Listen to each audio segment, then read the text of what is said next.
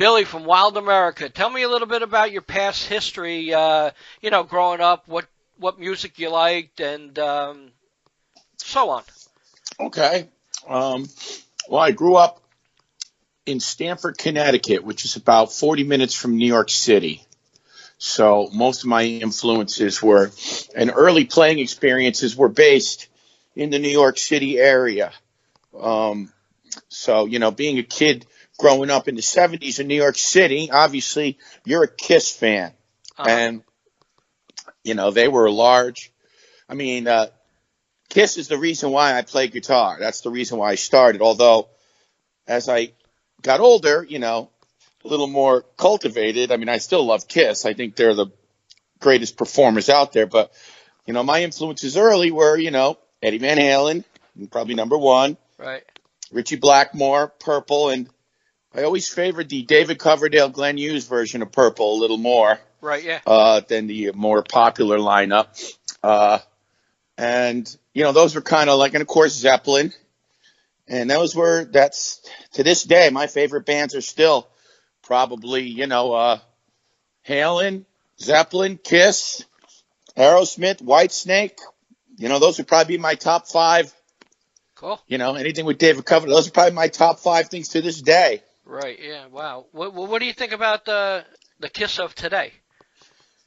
Well, interesting you should say that, because a lot of my friends are going to the Garden tonight, and I'm not going because, I don't need to go and listen, I love Kiss, and I have, for the record, I have no problem with Tommy Thayer and Eric Singer playing in the makeup. They're better players than the other guys. The other guys had their chance, and they were, they drugged themselves out into submission. I mean, if you listen to Ace Frehley play nowadays, a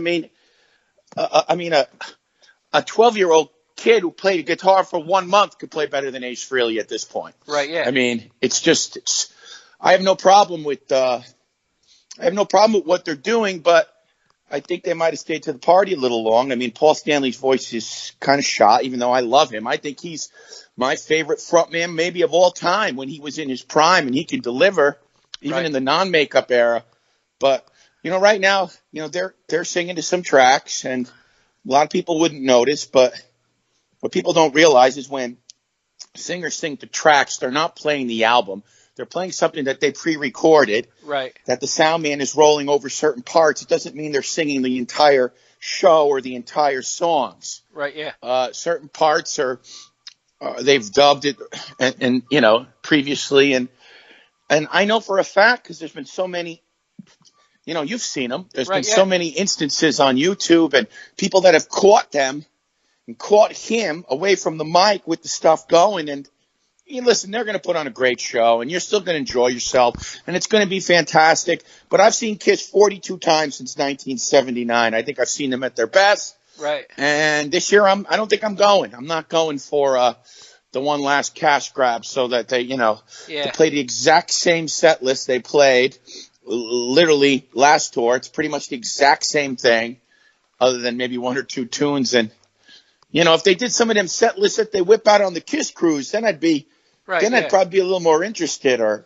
something a little different. But it's the same exact show, same exact list that they did last time they were here, which I went to 3 or 4 times. Wow. Yeah. So I'm going to pass. Yeah, I am too. I was a huge Kiss fan, very big. And, the first time I saw them was at the Capitol Theater in Passaic in '74. Wow. It's hard for me to – I mean, I know Thayer's good, and, the band's still fairly good except Paul's voice. I'm going to skip it because I can't see that when I saw the best, I agree with you. See, the last couple of tours I saw them, Paul was not good. Right. And, they were still great, and he got through it.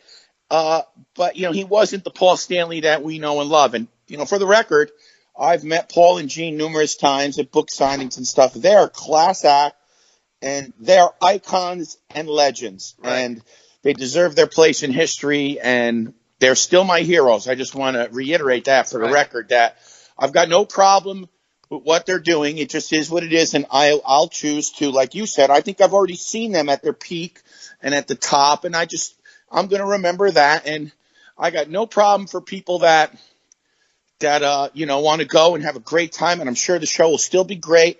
The thing is though, the people that pine for Ace and Peter, you have to remember, Peter can't really play anymore. I don't really think it's even a possibility. Right. And, maybe they could have got Ace into enough shape where he could have did it. I would have liked the reunion tour to at least had featured Ace in maybe some facet, but he was never going to do it unless he could have done the whole thing. Right, yeah. Wow. So, but I have no problem with Thayer. I think they do a great job. And it's just, Paul at this point he's not the Paul Stanley that we know. And this is why they're calling it quits, because, he just can't do it anymore. Yeah. Wow. That's about it. Yeah. So let's get back to you. Let's start with Aftermath. Tell me a little bit about that first album in 2003, and so on, and as your music progressed. Wow. Well, you know what? Funny. That Aftermath album was actually the product of, that was actually recorded in 98. Uh-huh. Wow. And I was in a club band called Open Fire, which is a band that I played in the 80s. Funny, it's like the first times I met guys like Riff Miller and John Kivel was playing like streets in the Westchester and the New York City club scene with that band. Right, yeah. And we would do the usual, like every other band of that era was doing, showcases and playing clubs in front of record labels and trying to get signed. And we had put together a demo CD and sent it everywhere in creation, and we didn't hear anything, and we kind of closed up shop around 99, 2000. Right. And then I get a call from Joey, who's the singer of Wild America, Joe Labate, and he's like, we got signed. And I go, what got signed? He goes, we got signed. I go, you mean that thing that we sent out, 3 years ago? Yeah, a company called Escape is putting it out. Uh-huh. At the time, Escape was affiliated with Sony, so I guess the album actually was on actual racks in Europe, and it was available here as an import. But I was actually able to go and buy my copy of the Aftermath album in a record store here in Sam Goody in the import section. So wow. It was out. Yeah. But it was we got some royalty checks from Sony Entertainment. They're the ones that gave us the name Aftermath. But we didn't really make that much. But it was kind of a thrill to have a real album out on a record label. But we had opportunities to maybe do a club tour, but we would have to go into our own pocket for it. And at the time, me and Joey had successful careers. Right, yeah. And we were like, away from music. And we were like, why would we leave our careers to go on the road and make no money? Uh-huh. And so when we didn't do that, the whole thing kind of lost steam. And, I think the Aftermath album, I'm not really sure what the sales were. I know it sold a few thousand copies, but I did get a couple royalty checks, and it died on the vine. And then the Aftermath name, we were told, which they gave us, right? Yeah. We were told after about 2 years that we couldn't use it anymore. Uh-huh. So that all just kind of, that's what led into Fool's Faith was, we had to change the name, and right. Joey started his own indie label, and we put out another album with the same lineup, but just that's the Fool's Faith Undone album, which, actually in Europe and here, we probably moved another 2,000 copies of that. Cool. But, it didn't do as good as the Aftermath album did, but, uh-huh. But after that, around 2000, end of 2006, 2007, Joey was changing the direction. He wasn't into, the 80s hard rock type of music, and he wanted to go – he was listening to a lot of different sounds and grunge and progressive music like Dream Theater, and he was changing the way he wanted to go. As a matter of fact, the Undone album myself, uh-huh. I quit right before the album was completed. Bass player John Gallicano of Wild America actually plays on 2 songs on that album. He finished it off for me, and that's why even though my name's on the album, he's in the picture because – I was annoyed with Joe, and I quit because, I wanted to play melodic hard rock music with guitar solos and melodies, and we were starting to sound more like busy Dream Theater music. Right, yeah. Wow. And that wasn't my thing. So I also, for the record, I always hated the name Fool's Faith. I thought it was a stupid name, and I never liked it. Right, yeah. And I wasn't the one that picked it. I liked Aftermath. I liked the name that Sony gave. I thought that was a cool name. Right, But yeah. either way, I was out. I did not play a note of guitar from 2007 to 2012. Wow. I had 2 children I was raising. I was happy being daddy, coaching hockey, baseball, being with my 2 kids, and my wife, who used to, I'm divorced now, but she was my wife at the time, and Right. and that's what I did. I raised kids, and I didn't play a note for 5.5 years. And Fool's Faith went on to do another album without me, and independently, and until Joey called me again at the end of 2012. Wow. So So, how did Wild America actually get together then? well, Joey called me, and him and John had parted ways, and they'd put out that Sinister F album, I guess, and it didn't generate much interest, and they eventually drifted apart, and Joey wanted to start playing again. So he had some New York gigs lined up. Right. And what I ended up doing was I turned Fool's Faith into like a cover band Uh-huh. where we played 3.5, 4-hour shows of all different cover hard rock and Right. didn't do any originals. But because of that, we were able to get, some good money gigs. So we were playing the New York, Connecticut, Massachusetts, tri-state area, and we were playing 52 shows a year. Wow. And we were having a good time. And then, eventually I said, Joe, this name has got to go. It's not a good cover name. I was in another Led Zeppelin Van Halen tribute band called Stairway to Halen, and the name itself filled bars. You know what I mean? Right, yeah. And I was like, this name's got to go. And so then we started writing music. And I knew some of my friends like Chris McCarville and Jimmy Bell. They were in Max Explosion, and they were on Kibble. And I said, we recorded 4 songs. We have a studio in New Jersey that is our own that we've had since the Aftermath days. And we went in and did 4 songs, and we sent them to John. We sent them to a lot of people. We sent them to Frontiers. We sent them to a bunch of different places. It was just the demos. Right. And John had reached out, said he really liked them. And, me and John had met each other in the past when I played the tri-state area in the 80s. And, we both agreed, that stupid fucking name's got to go. Excuse my language. Yeah, no problem. That stupid name's got to go. And me and John kind of were going through back and forth, lists and lists and lists. And I don't know, I was just, spitfiring, thinking of names of songs from the past, albums from the past. And I just blurted out, what about Wild America? And John was like, wow, that's a great idea. Yeah. That's a great idea. And I go, you know what? I like it because, everybody's always whining about the country, all the politics and all the garbage. And I am just so the other way. I don't think musicians should talk about politics. Right. I think you should be proud of the country you live in, regardless of its shortcomings or lack of shortcomings, whatever. Right. You know what I mean? Yep. And the name is supposed to mean that it's cool to live here, and we're proud to live here. And it's about a state of mind. It's not necessarily about pro-politics or pro-patriotism, but it does have a little tiny splash of pro-patriotism in it. We're proud to be an American rock band playing American hard rock. And we're also proud of the country we live in, and you'll never hear us disparage it in any way, shape, or form. Right, yeah. We're not here to talk politics. We're here to give you a good time. Yeah. That's what the name Wild America means. Wow. Yeah, it's definitely annoying when, I hear even celebrities, stick their nose in where it shouldn't be, Oh, I know. Shut up. Yeah. Leave that to the people that know something about it. Nobody wants to hear you. If you're a celebrity, you want to do some good, pick a charity, cancer, this, whatever, and help some people. Yeah, definitely. Do that instead. Yep. Definitely think so. Yep.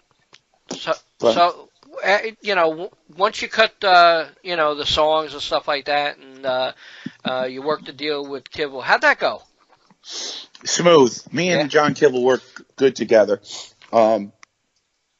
So basically, he liked the stuff, and I told him he would like the stuff. I guaranteed to him that he would like the stuff, and then John and me quickly grew to an understanding where, he trusts me.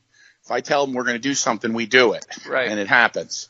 And then same with him. So we have a good working relationship where we just work well together. And musically, I'm on the same page as to what he's thinking, I do believe. And, Joe Labadia, as well as the guy that plays keyboards on the album, Andy Cade, and those guys are just great songwriters, and we all work good together. I mean, we already have most of the second album written, and we have another album that we're writing for a female vocalist that you may just see on Kibble Records in the future. Yeah? Cool. I can't release any other information, but bottom line is we're writing songs in our studio all the time and churning out. And between Wild America and other projects, I plan to be releasing a lot of stuff in the future. Good. Very good. Because John sent me over the Wild America album. Took me a little while to, finally get to listen to it. And I think you saw our review. And, it was really exceptional, especially a band I'm not familiar with. It's nice getting to hear something fresh that I haven't never listened to before. I didn't know none of your background. I didn't know nothing about the band. I didn't know nothing about you. Then before I got to hear the disc, I actually got to see you live. That's right. I remember meeting you in Massachusetts. Right. So, it's a different experience, hearing the songs live to the disc, naturally. But, I really enjoyed it. I'm glad you like it. Glad you like it. We appreciate your support. Yeah. We got to get out on the road now. I mean, we've played about, 10 shows in about, New York, Connecticut, Massachusetts, Illinois, and we need to get out more. Right now, me and John are looking into booking agencies to book the band so we can get on the road and listen. Right. I have a good career outside of music, and it's not like I could go on the road for 6 months. But would I like to see us play, 25 shows in about 13, 14 states before, it's all said and done this year? Yeah, I would. Cool. And, we're going to make something like that happen. We have plenty of gigs coming up in, like I said, New York, Connecticut.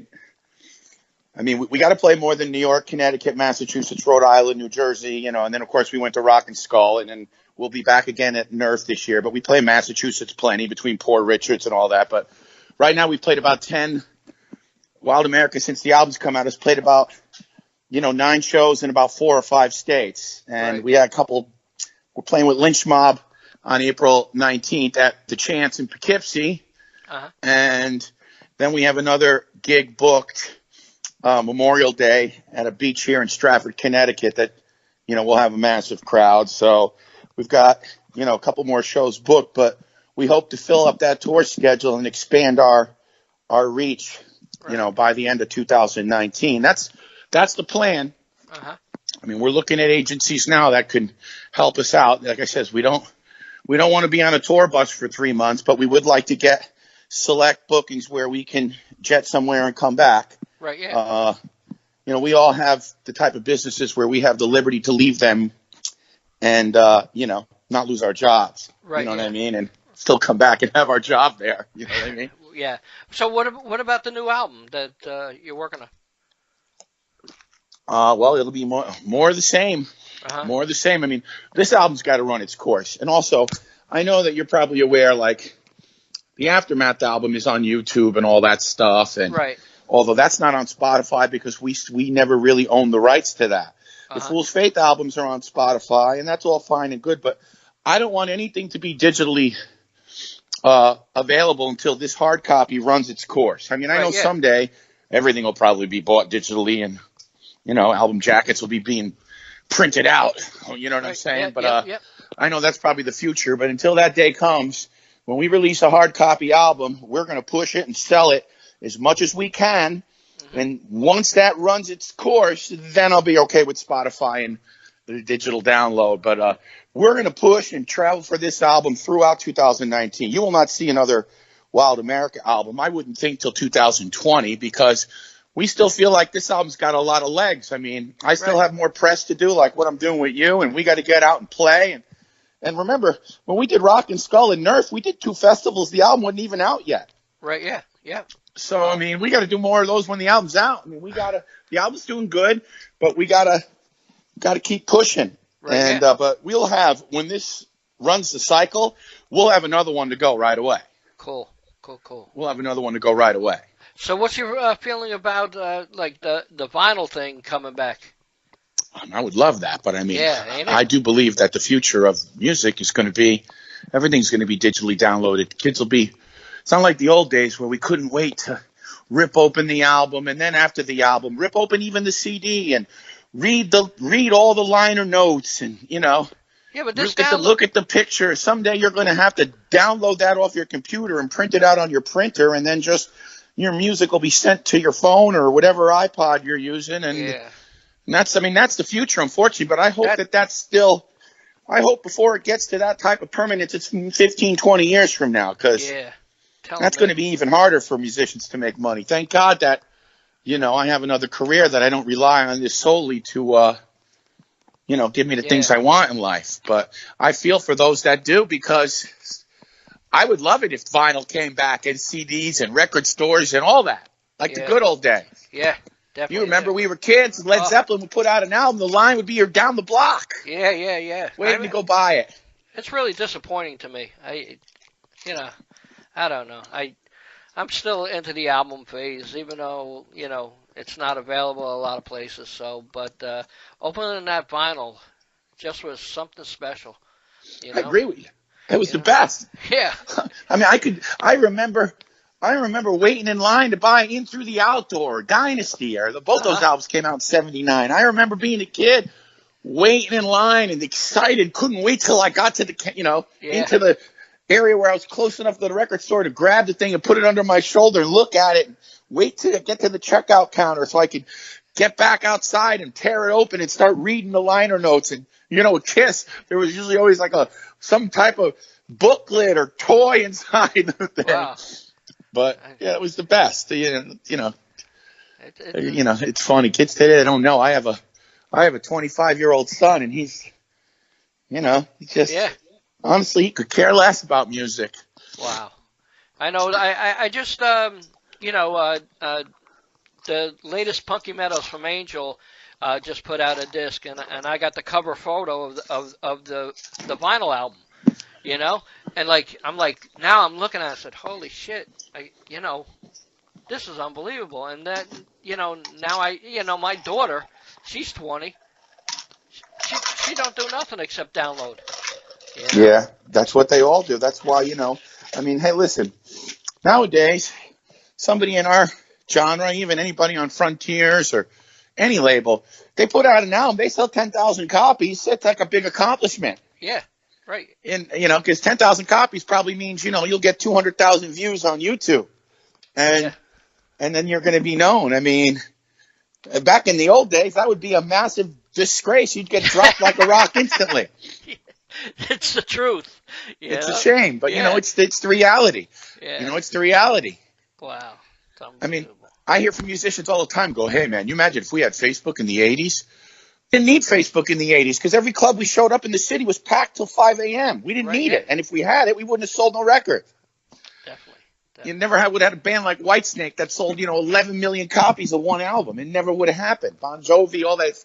So, Yeah. the modern technology is great, but it doesn't always make everything better. Not at all. But, congratulations on the album and signing to Kibble. It was good chatting with you today and stuff like that. And it was my pleasure, buddy. My pleasure. No problem. You want to say anything to the fans out there? So, you know what? Thank you for your support. And, you're going to be seeing a lot of us. We're not going anywhere anytime soon. We're going to keep putting out albums and keep serving up good product and great rock. And, that's our plan. We're enjoying what we're doing. We're having a great time right now. And we plan on doing a lot more of it. Great. Great talking to you, Billy. Thank you, my friend. I appreciate it. Talk to you later. Maybe I'll see you We'll see later you in soon. the year. Bye-bye. All right, buddy. Bye-bye. Bye.